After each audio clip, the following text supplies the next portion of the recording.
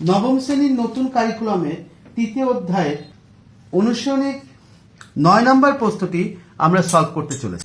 প্রশ্নটি এরকম যে মহেশখালীতে যে ভূমিকম্প হয় তার মাত্রা রেকর্ড করা হয়েছিল 5.2 এবং 2023 সালের 6 ফেব্রুয়ারি তুরস্কের দক্ষিণ অংশে যে ভয়াবহ ভূমিকম্প সংঘটিত হয় তা মহেশখালী ভূমিকম্পের চেয়ে 398 গুণ বেশি শক্তিশালী ছিল।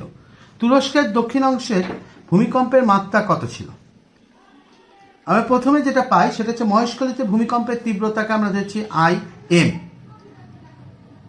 তুরস্কের ভূমিকম্পের তীব্রতা পেয়েছি I∗T।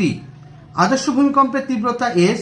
তুরস্কের ভূমিকম্পের মাত্রা RT যেটা নির্ণয় করতে হবে। আর মহেশখালীতে ভূমিকম্পের মাত্রা RM 5.2 এটা দেওয়া আছে। বলা হয়েছিল তুরস্কের ভূমিকম্পটি মহেশখালী ভূমিকম্পের চেয়ে 398 গুণ বেশি শক্তিশালী, অর্থাৎ I∗T I∗M সমান 398। ভূমিকম্পের মাত্রার যে সূত্রটা আমরা পড়েছি সেটা হচ্ছে R সমান log 10 বেজের I/S।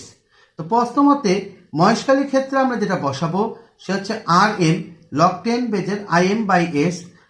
তুরস্কের ক্ষেত্রে আমরা যেটা বসাবো RT log 10 বেজের IT/S। আমরা যেটা করি সেটা হচ্ছে 2 নম্বর সমীকরণকে থেকে 1 নম্বর সমীকরণ বিয়োগ করি, অর্থাৎ RT মাইনাস RM সমান log 10 বেজের IT/S মাইনাস log 10 বেজের IM/S। আমরা জানি লগের ক্ষেত্রে মাইনাসের ক্ষেত্রে কি হয়, ভাগ হয়, তাই এই দুইটা রাশিকে আমরা ভাগ করে লিখলাম। ভাগের ক্ষেত্রে গুণ চিহ্ন দিলে আমরা কি জানি, আমরা জানি হরটা লবে চলে যায়, লবটা হরে চলে আসে। আমরা লিখলাম এই S আর S কাটা যাবে, ফলে থাকবে log 10 বেজের IT/IM। তো আমরা IT/IM এইটার মান কিন্তু আগে থেকে জানি, কত জানি আমরা জানি 398। তো আমরা 398 লিখলাম।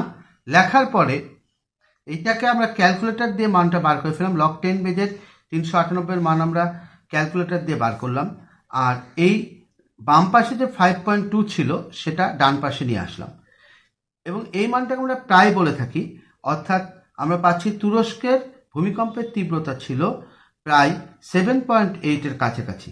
এই প্রশ্নটির উত্তর হবে 7.8।